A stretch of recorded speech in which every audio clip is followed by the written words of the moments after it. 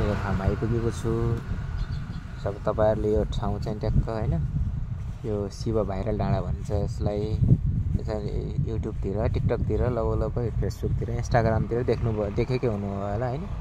यो डाँडा एकदम बिचबाट यस्तो गएको छ। यो माथि यस्तो पहरा छ एकदम सुन्दर ठाउँ रहेको छ। यसलाई चाहिँ शिव भाइरल डाँडा भन्छ हैन। यो कपिलवस्तु जिल्लाको शिवगञ्ज नगरपालिका अन्तर्गतमा पर्दो रहेछ हैन। भाइरल डाँडा अलि बाटो चाहिँ एकदम साँघुरो भएको हुनाले दुर्घटना बढी हुने सम्भावना छ हैन। म यता सुवा भएर उताबाट हिँड्छ यताबाट बाटोको रहेको छ। एकदम राम्रो छ। कसले बनाउनु भएको यो त थाहा भएन कि हैन, तर बहुत एकदम राम्रो रहेको छ। यो आर्ट गरिनु भएको छ एकदम राम्रो भित्तामा। सायद नाम चाहिँ लेखेको भेटाएन मैले चाहिँ यसमा हैन। अब यता देखिन्छ यो शिव भाइरल मन्दिर भएको रहेछ। अब यता आज चाहिँ यो चाडपर्वको उसले यहाँ पसल केही पनि रहन्छ। गाडी फाटो चलेको छ।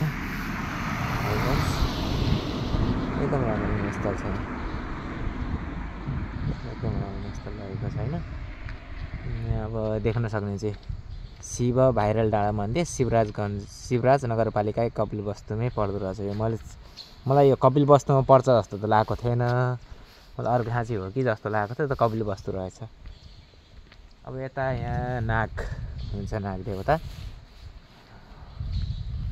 जय नाग देवता एकदम सुन्दर रहेको छ। यो पनि अब हेर्न सक्छौँ।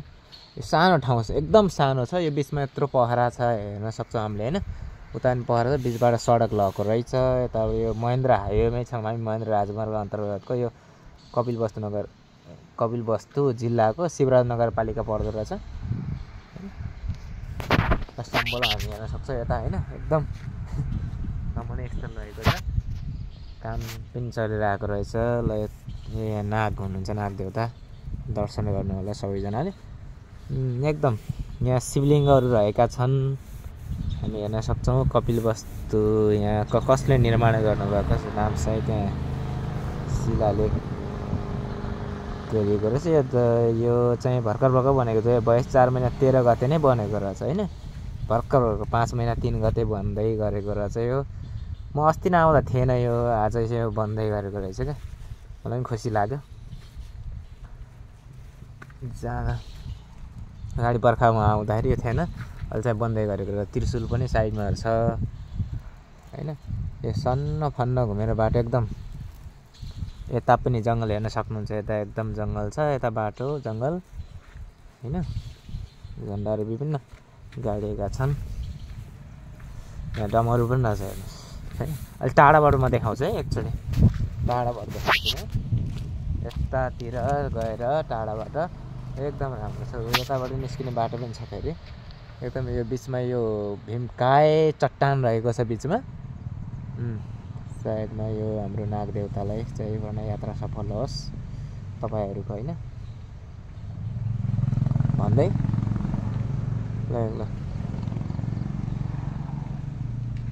ल यो आउनु होला, ठाउँ दर्शन गर्नु होला। यो पर्यटक स्थल बन्न सक्छ पछि ठाउँ साङ्ग्रो छ, अलिकति साङ्ग्रो छ ठाउँ, तर हैन पर्यटक स्थल बन्न सक्छ, बनिरहेको छ एकदम।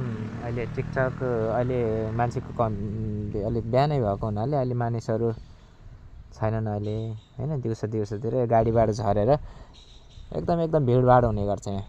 म त अलि बिहानै आएको छु भर्खर। यहाँ लगभग यहाँ 7 बजेको स्थिति छ हैन।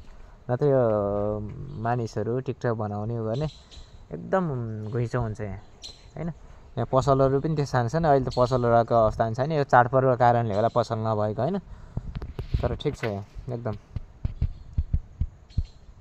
एकचोटि फेरि म यता लगाएर बाटो यो महेन्द्र हाइवेको यो अब यो कपिलवस्तु जिल्लामा पर्दो रहेछ। मलाई सम्भवतः लागेको थियो यो चाहिँ यो अर्घाँचीमा पर्छ कि हेर्नु।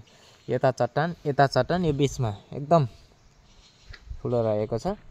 ल guys, bye bye, take care, love you. ल सब्सक्राइब गरिदिनु होला, फलो गरिदिनु होला, के गर्छ है। ल goodbye, bye bye, take care.